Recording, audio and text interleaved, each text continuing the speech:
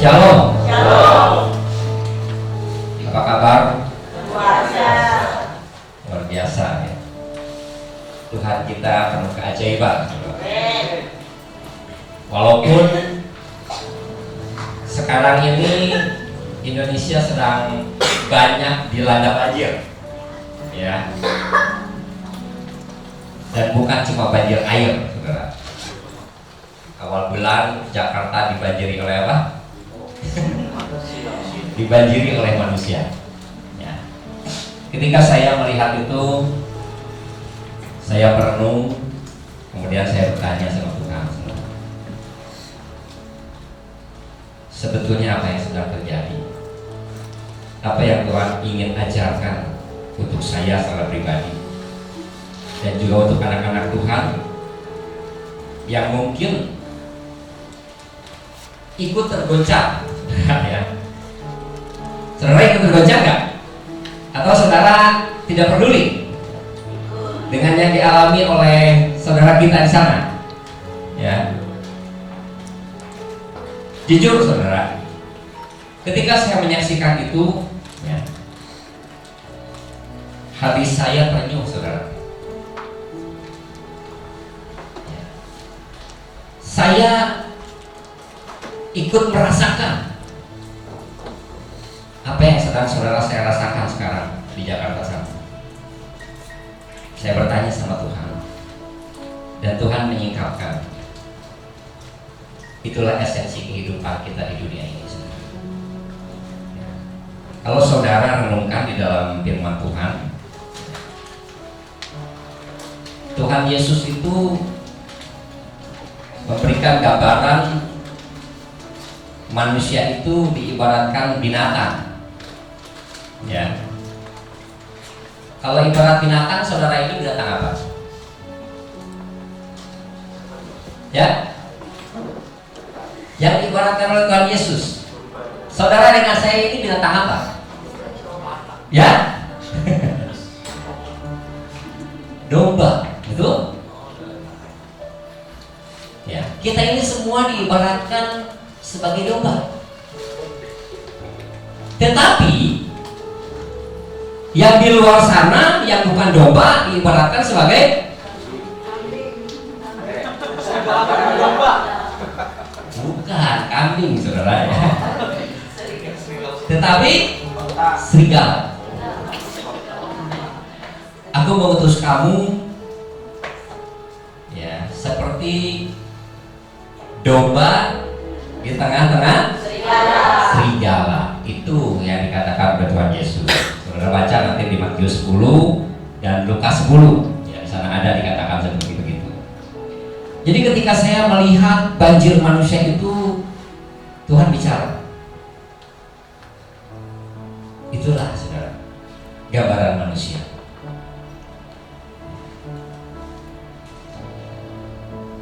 Serigala itu binatang jinak atau binatang liar? Ya, binatang yang baik atau binatang buas? Kenapa serigala itu disebut binatang buas? Serigala disebut binatang buas, ya, karena suka makan daging, atau karena serigala itu binatang buas sehingga dia suka makan kambing. Nah, yang benar yang mana? Apakah karena serigala itu binatang buas sehingga dia suka makan kambing, atau suka makan domba, atau suka makan daging, atau karena, ya, karena dia itu dasarnya binatang buas sehingga dia suka makan kambing gitu. Ya. Jadi saudara jangan keliru ya. Bukan karena dia suka makan kambing sehingga disebut binatang buas, tetapi karena dia binatang buas sehingga dia suka makan kambing.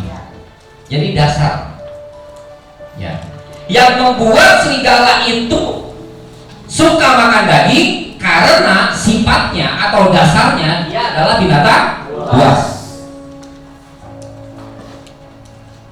Pertanyaannya, ini udah ngerti sekarang ya? Anak serigala binatang buas bukan? Nah itu ya, anak serigala itu belum makan daging, baru susu orang tuanya. Mau ke buas. Tapi tetap dia adalah binatang Buas. binatang buas. Jadi sifat dasar. Ya. Kalau kambing, ya, atau domba, binatang buas bukan? Bukan, karena dia bukan binatang buas, sehingga dia nggak suka daging. Dan dia, udah nangkap ya? Pertanyaan lagi sekarang, bisa nggak binatang buas merubah dirinya untuk menjadi binatang yang jinak? Bisa. Bisa nggak? Bisa. Hah? Bisa.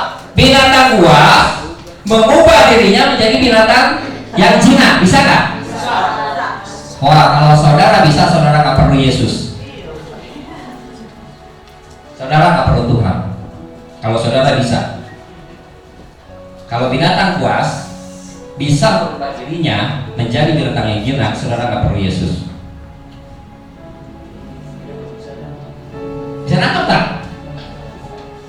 Serigala yang buas tidak akan pernah bisa merubah dirinya untuk menjadi binatang yang jinak. Tidak bisa, saudara.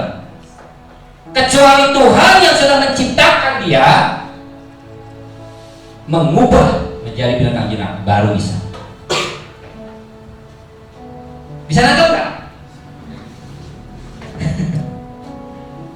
Binatang buas tidak akan pernah bisa mengubah dirinya sendiri untuk menjadi binatang yang jinak. Nggak akan bisa. Ya, nggak akan bisa. Tetapi kalau Tuhan yang menciptakannya mengubah binatang buas itu menjadi binatang yang jinak, bisa atau nggak? 100% bisa, saudara. Itulah yang diajarkan oleh Alkitab. Ya. Kita lihat dulu ayat pertama yang akan kita pelajari. Menjadi terang dengan hidup yang seperti apa yang saudara berikan supaya saudara bisa menjadi terang. Hidup yang sembarangan kan? Nah, hidup yang asal-asalan kan? Nah, kita lihat dulu di dalam 1 Korintus 15 ya, ayat yang ke-22. Karena sama seperti semua orang mati dalam persekutuan dengan Adam, demikian pula semua orang akan dihidupkan kembali dalam persekutuan dengan Kristus. Ya. Ayat Alkitab ini mengatakan bahwa semua orang yang bersekutu dengan Adam dikatakan mati atau hidup? Mati. Saudara tahu artinya mati? Di sini saudara terpisah dengan Allah. Ya, terpisah dengan Allah. Saudara terpisah dengan Allah. Dikatakan dalam Roma 3, kita semua yang lahir di dalam dunia ini adalah manusia-manusia yang sudah kehilangan kemuliaan Allah.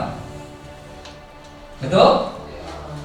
Sudah kehilangan kemuliaan Allah. Artinya sudah ada di dalam kematian secara rohani.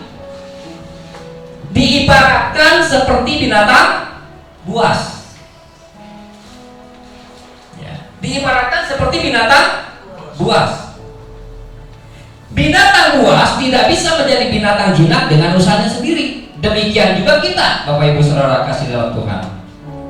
Kita yang sudah mati dalam kita yang sudah mati secara rohani tidak mungkin berusaha untuk memiliki kehidupan dengan usaha sendiri, dengan kekuatan sendiri. Makanya di ayat ini dikatakan hanya melalui persekutuan dengan Kristus baru kita bisa memiliki hidup. Ya. Hanya dengan bersekutu dengan Kristus kita bisa mendapatkan kembali kemuliaan Allah yang sudah hilang. Makanya ketika ada banjir manusia itu, Tuhan memberikan gambaran kepada saya. Di dalam Alkitab pun Kalau kita perhatikan, saya rindu kita semua berpikir, ya. Kalau saya senang gitu ya, kalau sedang menyampaikan khotbah, saya senang mengajak untuk berpikir. Karena ketika kita memikirkan kebenaran sendiri, ya, kebenaran lewat hasil pemikiran sendiri itu akan lebih kuat tertanam, ya, akan lebih kuat tertanamnya daripada saudara saya suapin. Ya. Kalau saudara ikut berpikir, ikut merenungkan, itu akan lebih tertanam. Dan saya rindu kita semua benar-benar bisa menangkap esensi kebenaran dari firman Tuhan ini untuk menjadi bekal kehidupan kita. Ya. Jadi jangan cuma didengar tapi tidak dipraktikkan gitu. Sekali lagi, kehidupan ya itu hanya bisa didapatkan ketika kita memiliki persekutuan dengan Kristus. Itu ibarat binatang buas diubah oleh Tuhan, ya. 2 Korintus 5 ayat 17. Barang siapa yang ada dalam Kristus, dia adalah ciptaan yang baru. Yang lama sudah berlalu, yang baru sudah datang. Nah, yang baru ini apa? Yang tadi binatang buas diubah menjadi binatang yang jinak. Kita yang berdosa dijadikan orang benar, ya, dalam kitab Roma. Jadi yang berdosa dijadikan benar. Itu hanya melalui persekutuan dengan Kristus.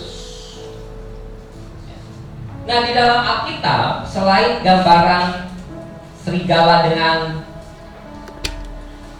domba, ada lagi apa? Filipi 3, ya. Ya, mulai ayat 1 aja ya, 1b ya. Menuliskan hal ini kepadamu tidaklah berat bagiku dan memberi kepastian kepadamu. Hati-hatilah terhadap apa?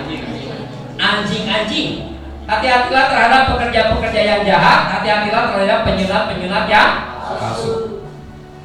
Jadi selain serigala, ada apa? Paulus katakan anjing. Anjing dengan serigala mirip nggak? Bedanya apa? Hah? Kalau serigala, kebuasannya itu jelas, kelihatan, saudara. Serigala itu kelihatan buas. Nah, kemarin yang banjir juga begitu, saudara. Ada yang kelihatan jelas, terang-terangan buasnya, kelihatan. Tapi ketika ILC kemarin, ILC tuh, siapa yang suka nonton ILC?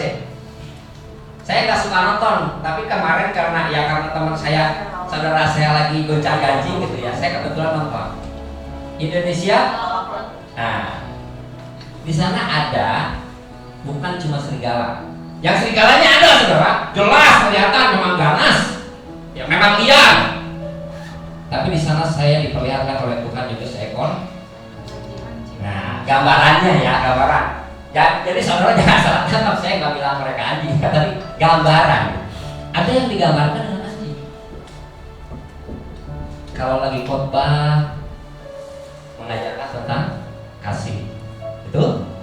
Saudara tahu kemarin ada yang nonton nggak? Siapa yang nonton? Iya, saya kemarin. Oh, coba, Mas Yun yang ngerti ini jadi ada ya. Kalau ketika dia khotbah itu jinak.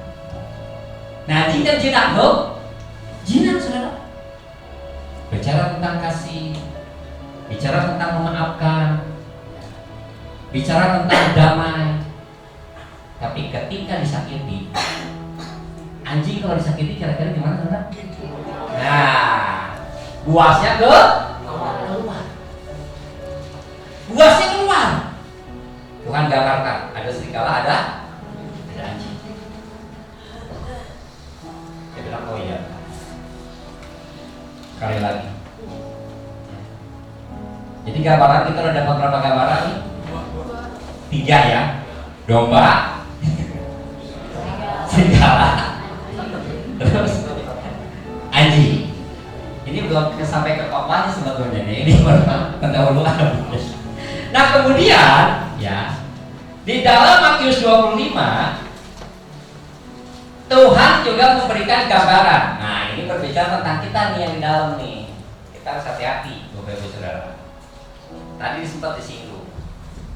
Di samping domba ada yang mirip domba. Apa namanya? Kambing. Kambing. Tuh, membuat gambaran binatang ini, ya, serigala, anjing, kambing, domba.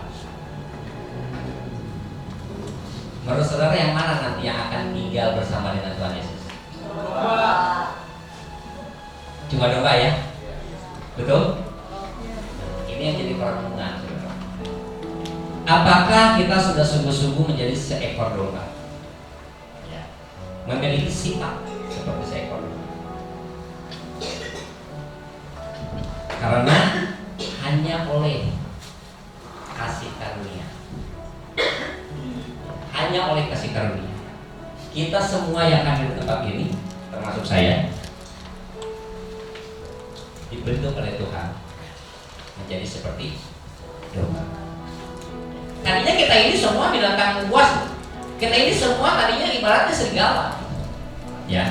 Dan kalau bukan karena kemurahan Tuhan, kalau bukan karena kasih karunia, mungkin saya juga ikut, ya, ikut-ikutan dengan banjir yang kemarin, begitu. Karena waktu kecil pun karena lingkungan, ya,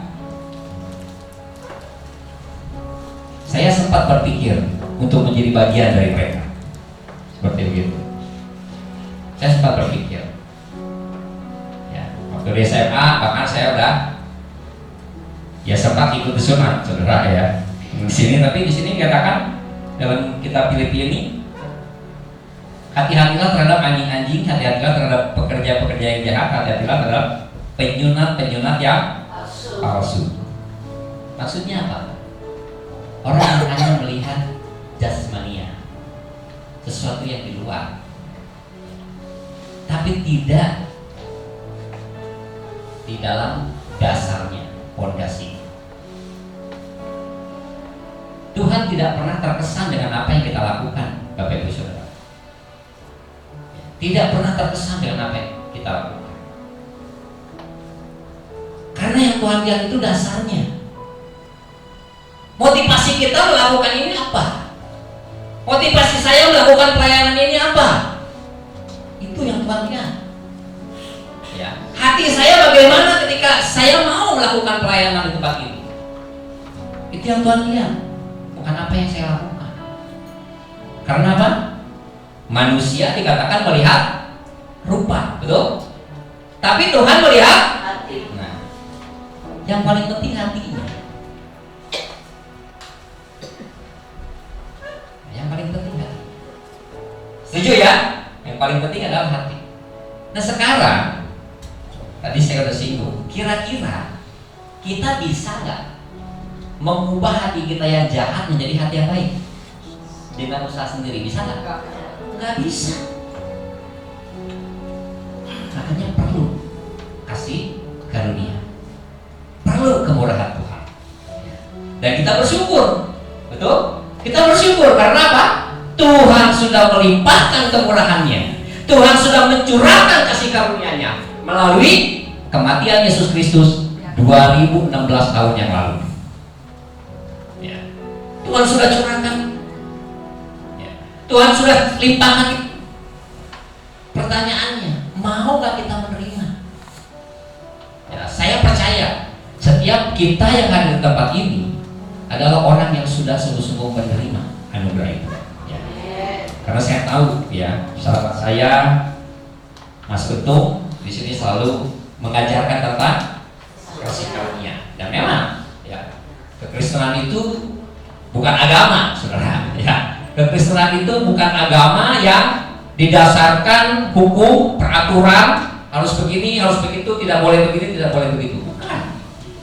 Kekristenan adalah hubungan, ya, yang dipulihkan oleh Allah melalui karya penebusan dari Yesus. Itu adalah kekristenan. Ya. Dasar kekristenan itu adalah anugerah. Dasar kekristenan itu adalah kasih karunia yang diberikan oleh Allah karena kasih-Nya, karena kemurahannya, bukan karena kita layak mendapatkannya, bukan. Dan juga bukan karena kita melakukan ketaatan, bukan, saudara, tetapi karena kasih-Nya. Jadi fondasi dasarnya adalah kasih. Dan kasih yang harus kita mengerti itu adalah Kasih Allah itu namanya kasih apa? Kasih agape. Ya. Kasih agape itu kasih yang tidak bersyarat, tidak ada dasarnya. Karena dasarnya kasih agape itu adalah kasih itu sendiri. Ya, jadi kalau dalam Alkitab, saya nyimpang sedikit, ya supaya saudara ngerti. Di dalam Alkitab bahasa Yunani, ya, bukan Alkitab bahasa Yunani, di dalam bahasa Yunani kasih itu ada 4, ya, ada 4. Yang pertama eros. Eros itu kasih yang dasarnya adalah hawa nafsu. Ya, jadi kalau laki-laki lihat perempuan, aku sayang kamu, padahal sebetulnya dasarnya itu hawa nafsu, itu eros, saudara. Ya. Eros itu dasarnya itu nafsu. Kemudian yang kedua ada kasih storge. Ya, storge itu dasarnya adalah saya mengasihi kamu karena kamu saudara saya. Jadi ada ikatan persaudaraan. Ya, kakak adik, orang tua anak. Jadi ada ikatan darah kalau bahasa manusianya gitu ya. Karena ada ikatan darah, ada ikatan persaudaraan sehingga ada kasih. Itu storge. Dasarnya persaudaraan. Kemudian ada kasih yang disebut dengan philia. Ya, philia itu kasih yang dasarnya adalah perasaan. Ya, perasaan yang ditimbulkan karena misalnya sering pergi bareng, ya, pertemanan, karena punya kesukaan yang sama, ya, hobi yang sama, gitu, karena punya keinginan yang sama, gitu, seperti itu, ya. Jadi perasaan itu adalah philia, ya. Jadi ada. Nah, sedangkan agape itu kasih yang nggak ada dasarnya, saudara, karena dasarnya adalah kasih itu sendiri. Nah, kasih inilah yang diberikan oleh Allah kepada manusia. Ya. Jadi sebetulnya kita layak ada kasih Tuhan? Enggak, saudara, ya. Kita tuh nggak layak mendapat kasih Tuhan. Tapi karena Tuhan itu kasih, makanya Dia mau. Ya, jadi Yohanes 3 ayat 16 biasanya. Karena begitu besar kasih Allah akan dunia ini, sehingga Dia mengaruniakan anak yang tunggal supaya tidak binasa, melainkan beroleh hidup yang kekal. Bukan cuma tidak binasa, tapi beroleh hidup yang kekal. Ini yang penting. Beroleh hidup yang kekal. Dan hidup yang kekal itu hanya bisa diberikan oleh Allah itu sendiri. Nah, kita bersyukur, ya. Kita semua yang ada di tempat ini, ya, saya percaya kita semua adalah orang-orang yang sudah mendapatkan kasih karunia Allah. Amin. Ya, kita percaya kita adalah orang-orang yang sudah mendapatkan kasih karunia Allah. Nah, karena kita sudah mendapatkan kasih karunia Allah, kira-kira apa sih yang harus kita lakukan? Kolose pasal yang kedua ayat yang ke-6. Kamu telah menerima Kristus Yesus Tuhan kita. Ya, kita semua di sini sudah menerima Kristus atau ada yang belum? Kamu telah menerima Kristus Yesus Tuhan kita. Karena itu, hendaklah hidupmu tetap di dalam Dia. Ya, jadi kita percaya bahwa ketika kita menerima Yesus sebagai Tuhan dan Juru Selamat, Yesus dalam pribadi Roh Kudus hadir dalam hidup kita dan itu sifatnya kekal. Jadi Bapak Ibu jangan takut, ya. Keselamatan yang sudah dimiliki itu jatuh di jalan, ya, atau hilang, dicuri, jangan takut, ya, karena sifatnya kekal, ya, sifatnya kekal. Jadi kalau Bapak Ibu sudah sungguh-sungguh menerima Yesus di dalam hati, ya, dan sudah mendapatkan keselamatan, itu sifatnya kekal. Jadi jangan ada perasaan takut jatuh di jalan atau takut hilang, dicuri iblis, jangan, ya. Kita harus percaya, kita harus yakin dengan segenap hati bahwa keselamatan yang kita miliki itu sifatnya kekal, ya. Hendaklah kamu berakar di dalam Dia dan dibangun di atas Dia, dan hendaklah kamu bertambah teguh dalam iman yang telah diajarkan kepadamu, dan hendaklah hatimu melimpah dengan syukur, ya. Hendaklah kamu bertambah teguh dalam iman. sekali lagi, kita sudah menerima Yesus, kita percaya dalam Roh Kudus, kita sudah percaya mendapatkan keselamatan, itu sifatnya kekal. Ya. Dan hendaklah kata Tuhan apa? Kita teguh dalam iman ini. Jadi jangan diombang-ambingkan, ya. Jangan diombang-ambingkan oleh angin pengajaran yang sekarang ini banyak, ya. Banyak berusaha untuk membuat kita sebagai anak-anak Tuhan meragukan, ya, meragukan apa yang sudah kita miliki, yaitu keselamatan yang kekal. Ya, ada banyak pengajaran di gereja-gereja lain mungkin, ya, pengajaran yang membuat kita meragukan apakah keselamatan yang sudah saya miliki ini masih tetap ada atau sudah hilang. Pengajaran seperti itu. Tapi di sini katakan hendaklah kita teguh di dalam iman bahwa keselamatan yang saya miliki di dalam Yesus Kristus itu bersifat kekal. Ya. Jadi tidak akan pernah hilang. Setuju? Harus setuju. Kalau saudara nggak setuju rugi sendiri, saudara rugi sendiri. Karena kita harus memiliki iman yang teguh bahwa keselamatan yang kita miliki, ya, itu bersifat kekal. Nah, sekarang bagaimana sifat keselamatan itu? Kita lihat di dalam Kolose 1, ya, mulai ayat yang ke-20.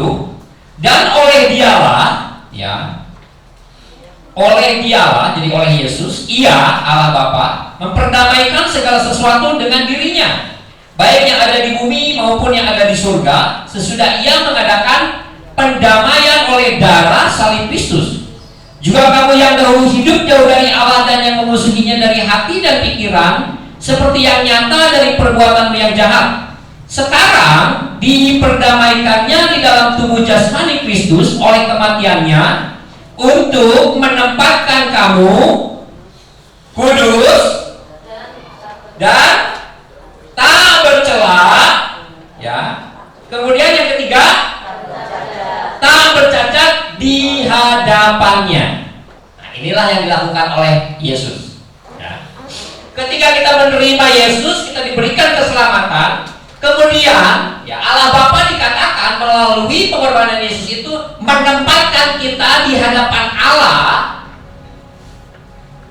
kudus, tidak bercela, dan tidak bercacat. Kehidupan seperti inilah yang harus kita berikan, ya, kepada orang-orang yang ada di sekitar kita. Baru kita menjadi terang. Betul? Memberi terang, menjadi terang dengan memberi hidup yang tidak, kudus, yang tadi kudus, tidak bercela dan tidak bercacat. Saudara bisa melakukan hidup kudus, tidak bercela dan tidak bercacat? Bisa? Tidak bisa, saudara. Betul nggak? Tidak bisa. Siapa yang bisa melakukan? Yesus. Yang bisa melakukan hanya Tuhan Yesus. Pertanyaannya, apakah Yesus sudah melakukannya? Nah, bagus. Ya, Yesus sudah melakukannya untuk kita. Ya, kita tinggal percaya. Saya percaya Tuhan Yesus bahwa ketika Engkau ada di dalam hidup saya memiliki kehidupan yang kudus, tidak bercela dan tidak bercacat. Oleh karena kemurahan Tuhan, bukan oleh karena kebaikan saya, kesalehan saya, bukan. Tapi oleh karena kemurahan Tuhan, saya memiliki kehidupan yang kudus, tidak bercela dan tidak bercacat. Dan ini sifatnya kekal. Sekali lagi, ya, sifatnya kekal. Kita lihat di dalam Ibrani 10 ayat 10, ya. Dan karena kehendaknya inilah kita telah dikuduskan satu kali untuk sementara, selama-lamanya oleh persembahan tubuh Yesus Kristus. Jadi kita dikuduskan itu satu kali untuk selama-lamanya. Ya, bukan untuk sementara, bukan juga untuk selama kalian taat misalnya, selama kamu mengikuti perintah Tuhan, bukan. Satu kali untuk selama-lamanya. Itulah yang Tuhan Yesus lakukan. Ya. Jadi kita harus percaya bahwa kekudusan yang diberikan oleh Tuhan itu bersifat kekal. Ya. Dalam Efesus 1 ayat 14 sebagian, kita lihat ya ayatnya. Dan Roh Kudus itu adalah jaminan ya bagian kita sampai kita memperoleh seluruhnya, yaitu penebusan yang menjadikan kita milik Allah untuk memuji kemuliaannya. Dan Roh Kudus itu adalah jaminan bagian kita sampai kita memperoleh seluruhnya. Jaminan. Saudara percaya nggak Roh Kudus itu adalah Allah? Ya? Kalau Allah itu kekal nggak sifatnya? Nah, kalau Roh Kudus itu ada dalam hidup kita, dia adalah Allah yang kekal, maka jaminannya kekal atau enggak? Jaminannya kekal. Sekali lagi ya, kita harus percaya bahwa keselamatan yang diberikan oleh Tuhan lewat kasih karunia itu sifatnya kekal, karena dimateraikan oleh Roh Kudus yang adalah pribadi Allah sendiri yang memiliki sifat yang kekal. Jadi kita harus percaya bahwa kita yang tadinya manusia berdosa, ya, yang tadinya manusia berdosa sudah dijadikan menjadi manusia yang benar, ya, lewat pengudusan. Ya. Jadi kita itu dijadikan benar lewat pengudusan yang dilakukan oleh Yesus. Karena tanpa lewat pengudusan yang dilakukan oleh Tuhan Yesus, tidak mungkin kita bisa menjadi orang yang benar. Ya. Seperti tadi, binatang buas tidak mungkin bisa menjadi binatang jinak. Hanya ketika diubah, dijadikan ciptaan baru, dikatakan baru bisa. Dan yang bisa menjadikan binatang buas menjadi binatang jinak itu hanya pencipta. Demikian juga kita yang adalah manusia berdosa hanya bisa dijadikan orang benar